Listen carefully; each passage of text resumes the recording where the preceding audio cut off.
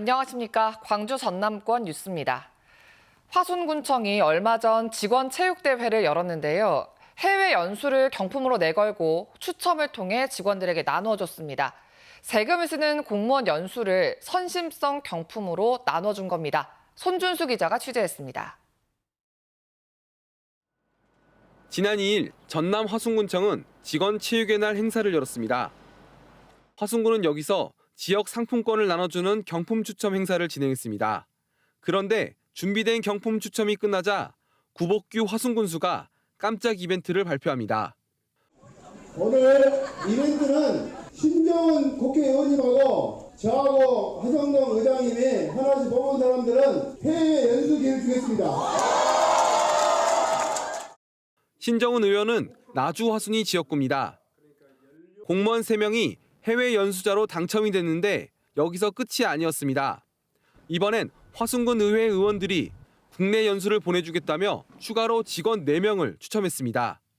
장소까지 콕 집어 제주도로 공지했습니다. 국민들의 시선은 곱지 않습니다.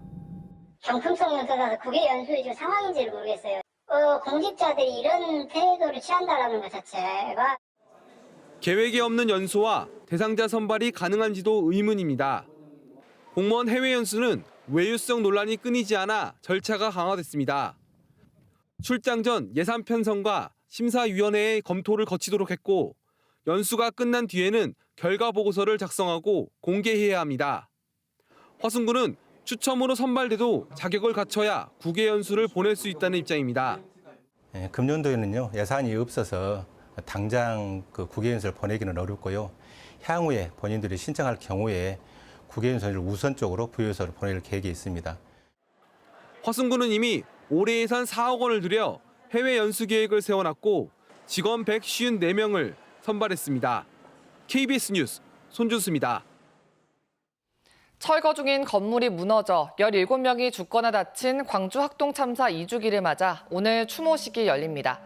추모식은 광주시 학동 참사 현장에서 참사가 난 시각인 오후 4시 20분에 열리며 광주시장과 유가족 등이 참석합니다. 추모식에서는 참사 당시 투입됐던 구조대원에게 감사패를 수여할 예정이고 유족들은 추모 공간에 관한 입장을 밝힐 것으로 전해졌습니다. 한편 시민단체와 정치권은 학동 참사 2주기를 맞아 안전사회를 위한 조치를 거듭 촉구했습니다. 학동 참사 시민대책위원회는 사고를 낸 현대산업개발에 대해 국토부가 행정명령을 권고했지만 서울시가 조치를 미루고 있다며 시행사와 시공사의 책임 강화 등 관련법 개정도 방치되고 있다고 지적했습니다. 정의당 광주시당도 현대산업개발은 관리 의무 위반에 대한 과징금도 내지 않고 행정소송에 나서는 뻔뻔함을 보이고 있다며 반드시 책임을 묻고 법과 제도도 바꿔야 한다고 주장했습니다. 때이른 더위에 줄어든 관광객들을 다시 모으기 위해서 순천만 국제정원박람회가 변신에 나섭니다. 수국 같은 여름꽃을 심거나 물놀이 시설을 만드는 등 정원에서 피서를 즐길 수 있도록 공을 들이고 있습니다. 정길훈 기자입니다.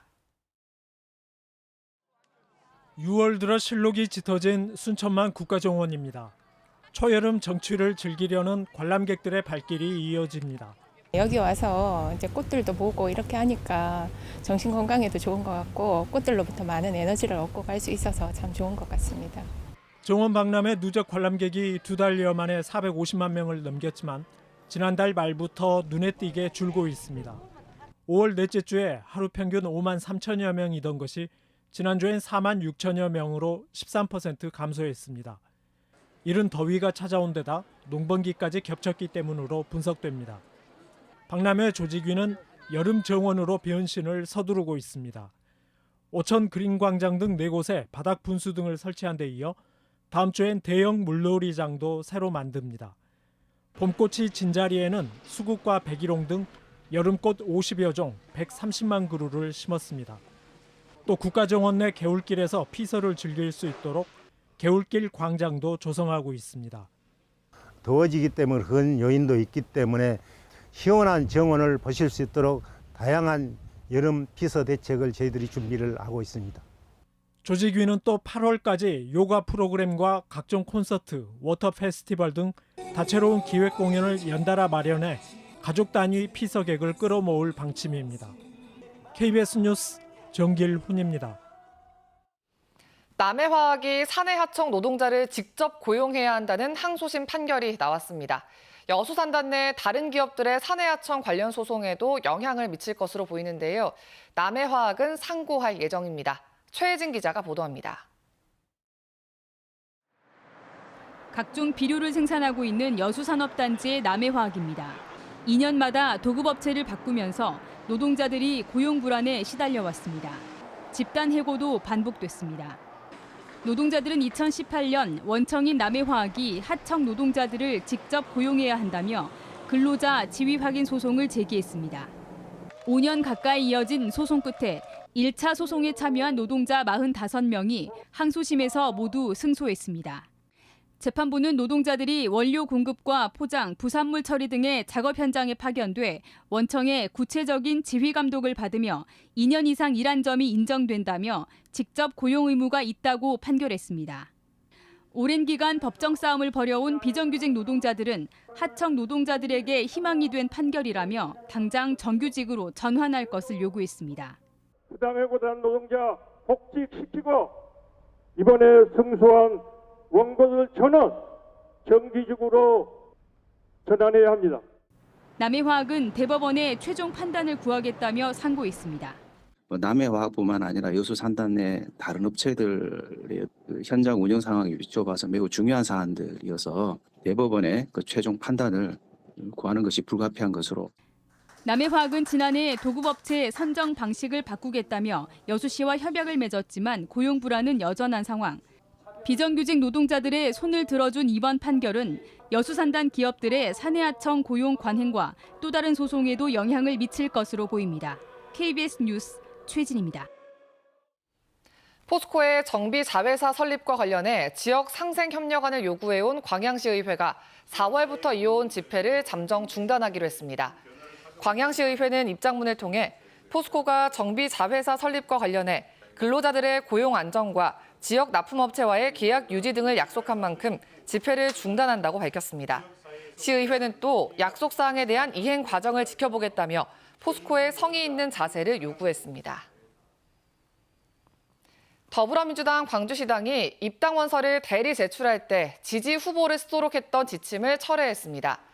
민주당 광주시당은 보도자료를 내고 입당 원서를 대리 제출하는 경우 명의 도용 등의 위법 행위를 방지하기 위해 서약서에 제출 후보를 쓰도록 했지만 오해의 소지가 있을 수 있어 선거구만 명시하는 것으로 지침을 바꿨다고 밝혔습니다.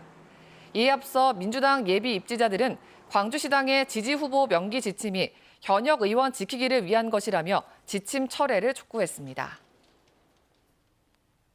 태양광 발전 사업자들이 전력 공급량과 수요량이 불일치할 경우 내려지는 정부의 출력 차단 조치에 대응해 처음으로 행정소송을 제기했습니다. 제주 지역 태양광 발전 사업자 12명은 광주지방법원 앞에서 기자회견을 열고 산업통상자원부와 한국전력 등을 상대로 출력 차단 처분 취소 소송을 제기했습니다. 이들은 2015년 3회로 시작한 출력 차단 조치가 지난해 132회로 급증했다며 명백한 법률적 근거가 없을 뿐더러 발전 사업자의 영업을 정지하라는 명령과도 같다고 주장했습니다. 사용 후 핵연료 건식 저장시설 신축을 놓고 한국수력원자력과 갈등을 빚고 있는 영광군이 한빛원전의 공유 수면 사용을 2달만 허가한 것으로 확인됐습니다. 영광군은 지난 4월 한빛원전이 낸 원전 냉각 수용 해소 사용을 위한 공유 수면 점용 허가 신청에 대해 지난달 22일부터 2달만 허가했고 제어가 조건으로 국민들의 안전성 우려를 불식하는 설명회 등 필요한 조치를 강구할 것이라는 조항을 추가했다고 밝혔습니다. 이에 대해 한수원 측은 이달 안에 제어가를 신청하고 주민들의 불안을 해소할 방안을 마련할 예정이라고 밝혔습니다. 완도 해양경찰서가 완도 농공단지 도로변에 피어있던 관상용 양귀비를 수거해 폐기했습니다. 해경은 지난달 25일 꽃이 변형 개량 양귀비로 의심된다는 제보를 받은 뒤 정밀 감식을 벌인 결과 모르핀 양성 반응이 나타나 마약류 양귀비로 확인됐다며 천여주를 모두 폐기했다고 밝혔습니다.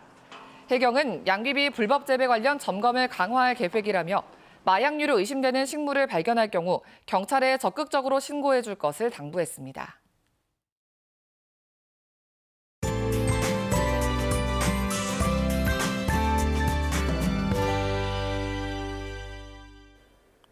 오늘 아침에는 다소 흐린데요. 낮부터는 맑은 하늘에 내륙을 중심으로 기온도 크게 오르겠습니다. 한낮 기온 광주 30도, 담양과 구례 31도 등으로 어제보다 1에서 4도가량 높아 초여름 더위가 예상됩니다.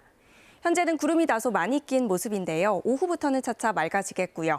광주와 전남 북부 지역을 중심으로는 아침까지 빗방울도 떨어지겠습니다. 주말 동안에도 평년 기온을 웃도는 초여름 날씨가 이어지겠는데요. 토요일에는 하늘까지 맑아서 바깥 활동하기 좋겠고요. 일요일에는 대체로 흐린 가운데 내륙을 중심으로 소나기가 내리겠습니다.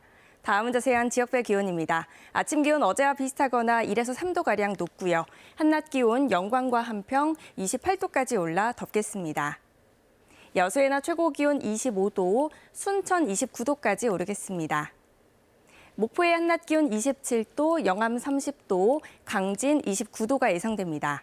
신안을 비롯한 도서 지역은 23도에서 26도까지 오르겠습니다. 바다의 물결은 전해상에서 비교적 잔잔하겠지만 안개에 주의하셔야겠습니다.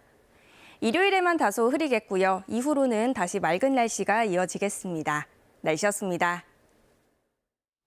6월 9일 뉴스광장 마칩니다. 시청해주신 여러분 고맙습니다.